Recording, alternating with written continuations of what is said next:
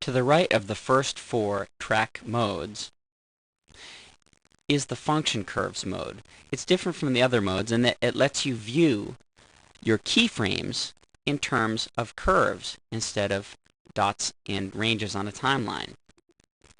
In this mode, you can click on a curve and edit it by clicking on a point and moving it. And when you have the Show Selected Key Stats on, it'll tell you the frame and the value when you click and drag it, or when you just click and select it.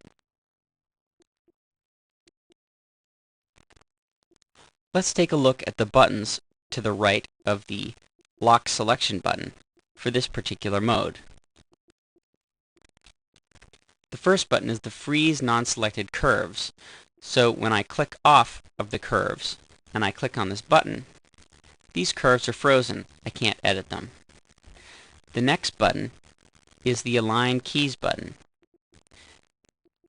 For this, I select some keys and I move to a specific frame, and you can see the timeline moving back to the frame that I want. Now, when I click on this Align button, it's going to align those keys to where the timeline is. Watch.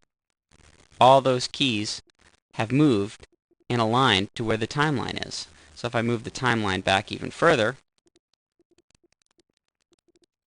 I can align those keys to that time, and it moves those keys back to that time. You can do this with singular keys. So I can select this one key here, and I can move the timeline forward like so. And I can align this key to the timeline just by clicking on this button. And you'll notice that it also moves the keys for the other curves. Those are going to follow because they have to occur at the same time. The next button is the Delete Keys button. I can select a key and then delete it. You'll notice that the other keys in the other direction are going to be deleted. The next button is the Move Keys button, and it has three different flavors. I can move both horizontally and vertically, just horizontally, or just vertically. If I select the first one, I can select a point and move it up and down, left and right. If I select the next flavor, just the horizontal, I can only move horizontally. I can't move up and down.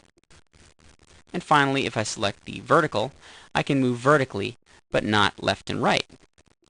So this will help you control shaping the curves with a little more accuracy. The next button is the Scale Keys button. With this button, I can select a number of keys, and I can scale them.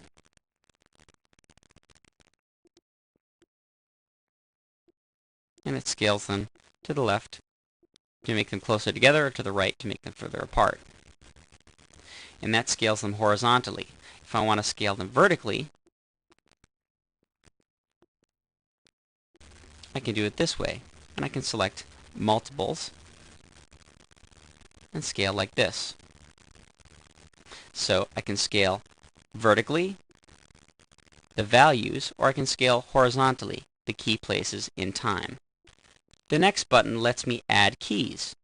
So I can click on this button and place a new key just by clicking on a new spot on the line, like so. With the Show Tangents button on, I can see tangents, turn them on or off, and I can lock tangents or unlock tangents.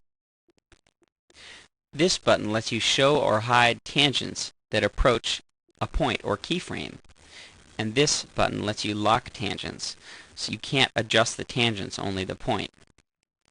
The rest of these buttons, the Apply Ease Curve, Delete Ease Multiplier Curve, Ease Multiplier Curve, and so on, are beyond the scope of this CD because they add a level of complexity that we don't have the time or space for. So let's leave it at this, and we can use these when we demonstrate how to use the track in following sections.